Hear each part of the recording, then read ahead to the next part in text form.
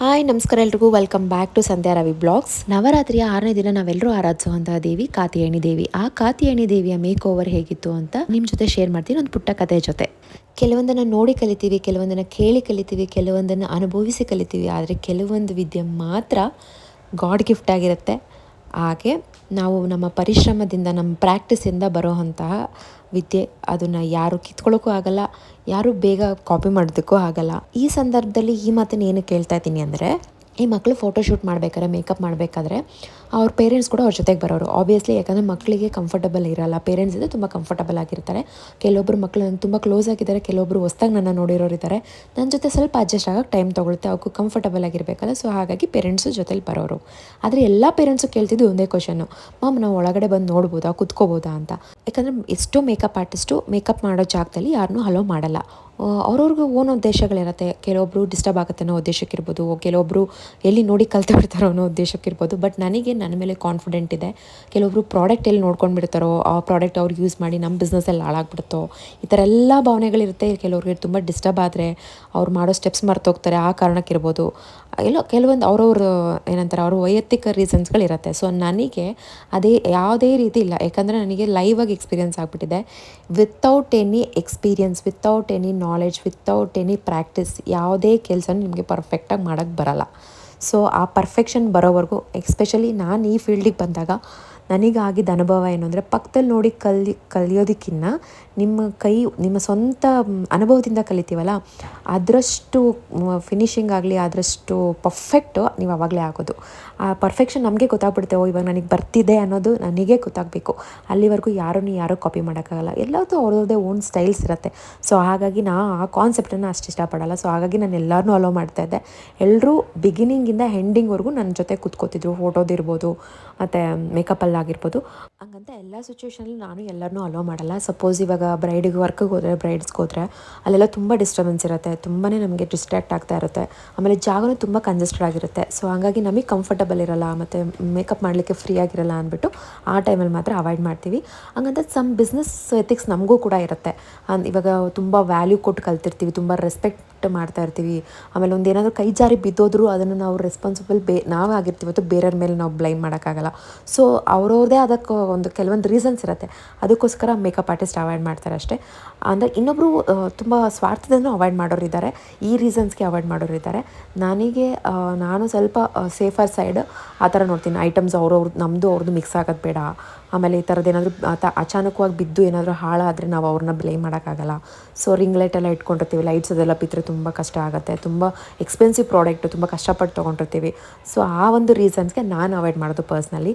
ಅದು ಬಿಟ್ಟರೆ ಯಾರು ಕಾಪಿ ಮಾಡೋಕ್ಕಾಗಲ್ಲ. ಅವ್ರವ್ರದ್ದೇ ಓನ್ ಟ್ಯಾಲೆಂಟ್ ಇರುತ್ತೆ, ಅವ್ರವ್ರದ್ದೇ ಸಿಗ್ನೇಚರ್ ಸ್ಟೈಲ್ ಇರುತ್ತೆ. ಅದೇ ಹೇಳೋಂಗಲ್ಲ, ಎಕ್ಸ್ಪೀರಿಯನ್ಸ್ ಆಮೇಲೆ ಪ್ರಾಕ್ಟೀಸಿಂದನೇ ಸಾಧ್ಯ. ಹಂಗಂತ ಯಾರಿಗೂ ಫ್ರೀಯಾಗಿ ಹೇಳ್ಕೊಡೋದಾಗಲಿ, ಫ್ರೀಯಾಗಿ ಮೇಕಪ್ ಮಾಡೋದಾಗಲಿ ನಾನು ಖಂಡಿತ ಮಾಡಲ್ಲ. ಯಾಕಂದರೆ ನನ್ನ ಪರಿಶ್ರಮಕ್ಕೆ ಪ್ರತಿಫಲ ಬೇಕೇ ಬೇಕು. ಕಷ್ಟಪಟ್ಟು ಕಲ್ತಿರ್ತೀವಿ, ಇಷ್ಟಪಟ್ಟು ಕಲ್ತಿರ್ತೀವಿ.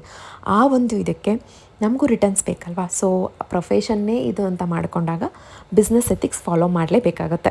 ಸೊ ಇದಿಷ್ಟು ನನ್ನ ಶೇರ್ ಮಾಡಬೇಕು ಅನಿಸ್ತು, ಅದಕ್ಕೆ ಮಾಡಿದೆ. ಹಾಗೆ ಇನ್ನು ಕಾತ್ಯಾಯನಿ ದೇವಿ ಬಗ್ಗೆ ಹೇಳೋದಾದರೆ, ನಾವೆಲ್ಲರೂ ನವರಾತ್ರಿ 6ನೇ ದಿನ ಆರಾಧಿಸುವಂತಹ ದೇವಿ ಕಾತ್ಯಾಯನ ಅಂತ ಒಬ್ಬರು ಋಷಿಗಳಿರ್ತಾರಂತೆ. ಅವರು ಪಾರ್ವತಿ ದೇವಿಯ ಮಹಾನ್ ಭಕ್ತರಾಗಿರ್ತಾರಂತೆ. ಪಾರ್ವತಿ ದೇವಿನೇ ನನ್ನ ಮಗಳಾಗಿ ಹುಟ್ಟಿ ಬರಬೇಕು ಅಂತ ಪ್ರಾರ್ಥನೆ ಮಾಡ್ತಾ ಇರ್ತಾರೆ. ಮಹಿಷಾಸುರ ಅನ್ನೋ ಒಬ್ಬ ರಾಕ್ಷಸ ದೇವತೆಗಳಿಗೆಲ್ಲ ತುಂಬ ಕಾಟ ಕೊಡ್ತಾ ಇರ್ತಾನಂತೆ. ಆಗ ಪಾರ್ವತಿ ದೇವಿ ಋಷಿಗಳ ಮನೆಯಲ್ಲಿ ಮಗಳಾಗಿ ಹುಟ್ಟಿ ಬರ್ತಾರಂತೆ. ಕಾತ್ಯಾಯನ ಋಷಿಗಳ ಮಗಳಾಗಿ ಹುಟ್ಟಿದ್ರಿಂದ ಕಾತ್ಯಾಯನಿ ಅಂತ ಕರೀತಾರೆ. ಹಾಗೆ ಒಂದು ದಿನ ರುಂಡ ಮುಂಡ ಅನ್ನೋ ಇಬ್ಬರು ರಾಕ್ಷಸರು ಕಾತ್ಯಾಯನಿನ ನೋಡಿ ಎಷ್ಟು ಸುಂದರವಾಗಿದ್ದಾಳೆ, ಮಹಿಷಾಸುರನಿಗೆ ಒಳ್ಳೆ ಜೋಡಿ ಆಗ್ತಾಳೆ ಅಂತ ಮಹಿಷಾಸುರನಿಗೆ ವಿಷಯನ ತಲುಪಿಸ್ತಾರೆ. ಆಗ ಕಾತ್ಯಾಯನಿ ಹೇಳ್ತಾಳಂತೆ, ನಮ್ಮ ಮನೆಯ ಸಂಪ್ರದಾಯದ ಪ್ರಕಾರ ನಾನು ಮದುವೆ ಆಗುವಂಥ ಗಂಡು ನನ್ನ ಯುದ್ಧದಲ್ಲಿ ಸೋಲಿಸ್ಬೇಕು ಅಂತ ಹೇಳ್ತಾಳಂತೆ. ಆಗ ಮಹಿಷಾಸುರ ಕೋಣದ ರೂಪದಲ್ಲಿ ಬರ್ತಾನಂತೆ. ಇನ್ನು ಕಾತ್ಯಾಯನಿಗೆ ಎಲ್ಲ ದೇವತೆಗಳು ತಮ್ಮ ಶಕ್ತಿಯನ್ನು, ತಮ್ಮ ಆಯುಧಗಳನ್ನ ಕೊಟ್ಟಿರ್ತಾರೆ. ಕಾತ್ಯಾಯನಿ ಆ ರಾಕ್ಷಸರನ್ನ ನೆಲದ ಮೇಲೆ ಹಾಕಿ ತನ್ನ ಕಾಲಲ್ಲಿ ತುಳಿದು ತ್ರಿಶೂಲದಿಂದ ತಿವಿದು ಸಂಹಾರ ಮಾಡ್ತಾಳಂತೆ. ಇದಿಷ್ಟು ಕಾತ್ಯಾಯನಿ ದೇವಿ ಬಗ್ಗೆ ನನಗೆ ಗೊತ್ತಿರೋ ಸ್ವಲ್ಪ ಇನ್ಫಾರ್ಮೇಷನ್ನ ನಿಮಗೆ ತಿಳಿಸಿದ್ದೀನಿ. ಏನಾದರೂ ತಪ್ಪಿದ್ರೆ ಕ್ಷಮೆಯಲ್ಲಿ, ಇಷ್ಟ ಆದರೆ ಒಂದು ಲೈಕ್ ಬರಲಿ. ನಿಮ್ಮ ಮಗಳೇ ಇರ್ತಾಳೆ ಜಾಸ್ತಿ. ನಡಿಯಮ್ಮ.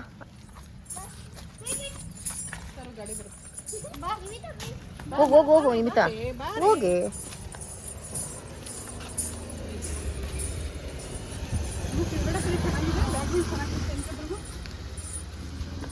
ತಗೊಳ್ಳೇವಾ?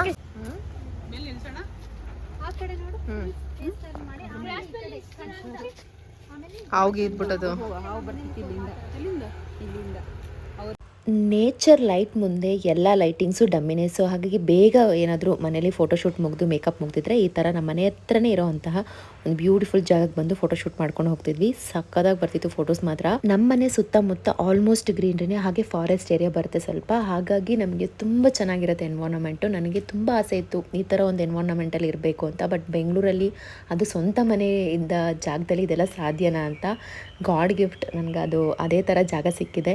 ತುಂಬ ಚೆನ್ನಾಗಿರುತ್ತೆ ನಮ್ಮ ಏರಿಯಾ. ಫುಲ್ ಹಳ್ಳಿನೂ ಅಲ್ಲ, ಫುಲ್ ಸಿಟಿನೂ ಅಲ್ಲ, ಫುಲ್ ಫಾರೆಸ್ಟು ಅಲ್ಲ, ಎಲ್ಲ 50-50 ತುಂಬ ಚೆನ್ನಾಗಿರುತ್ತೆ. ಕಾಮಾಗಿರುತ್ತೆ. ಬೆಳಗ್ಗೆ ಎದ್ದರೆ ನವಿಲು ಕೂಗು ಅಂತ ಸೌಂಡ್ ಕೇಳಿಸ್ತಾ ಇರುತ್ತೆ. ಇನ್ನು ನನ್ನ ಮಗಳು ಮೇಕಪ್ ಮಾಡ್ಬೇಕಾದ್ರೆ ಒಂಥರ ಟಾರ್ಚರ್ ಕೊಡೋಳು, ಫೋಟೋಶೂಟ್ ಮಾಡ್ಬೇಕಾದ್ರೆ ಒಂಥರ ಟಾರ್ಚರ್ ಕೊಡೋಳು. ಆಚೆ ಫೋಟೋಶೂಟಿಗೆ ಅಂತ ಅವ್ರನ್ನ ಕರ್ಕೊಂಡು ಹೋದರೆ ಅವ್ರನ್ನೂ ಕುಣಿಸಿ ತಾನು ಕುಣಿದು ಸಿಕ್ಕಾಬಟ್ಟೆ ಅವ್ರ ಜೊತೆ ಫನ್ ಮಾಡೋಳು. ಸೊ ಮಕ್ಕಳಿದ್ದಿದ್ದರಿಂದ ನನಗೆ ಸ್ವಲ್ಪ ಮ್ಯಾನೇಜ್ ಮಾಡೋದು ಈಸಿ ಆಗ್ತಿತ್ತು. ಸೊ ಇನ್ನು ಹಾಗೆ ನಾನು ಲಾಸ್ಟ್ ವಿಡಿಯೋದಲ್ಲಿ ನಿಮ್ಗೆ ಹೇಳಿದ್ನಲ್ಲ, ಕೂಷ್ಮಾಂಡ ದೇವಿಗೆ ನಾನು ಮೇಕ್ ಓವರ್ ಮಾಡಿದ್ದು ಈ ಮಗುಗೇನೆ. ಹಾಯ್ ಮಾಡಿದ್ರಲ್ಲ ಅವ್ರಿಗೆ. ಇವರೇ ಟ್ವಿನ್ಸ್ ಮಕ್ಕಳು. ಈಗಲೂ ನಿಜಕ್ಕೂ ಗೊತ್ತಿಲ್ಲ ನನಗೆ ಯಾರು ನಿಧಿ ಯಾರು ನಿಮಿತಾ ಅಂತ. ಸೊ ಇಬ್ರಿಗೂ ಥ್ಯಾಂಕ್ಸ್ ಹೇಳ್ತಾ ಹಾಗೆ ಇವತ್ತಿನ ಈ ವಿಡಿಯೋನ ಇಲ್ಲಿಗೆ ಎಂಡ್ ಮಾಡ್ತಿದ್ದೀನಿ. ನೆಕ್ಸ್ಟ್ ಇನ್ನೊಂದು ವಿಡಿಯೋದಲ್ಲಿ ಇನ್ನೊಂದು ದೇವಿ ಜೊತೆ ಮತ್ತೆ ನಿಮ್ಮನ್ನ ಭೇಟಿ ಆಗ್ತೀನಿ. ಅಲ್ಲಿವರೆಗೂ take care. Thanks for watching. Bye.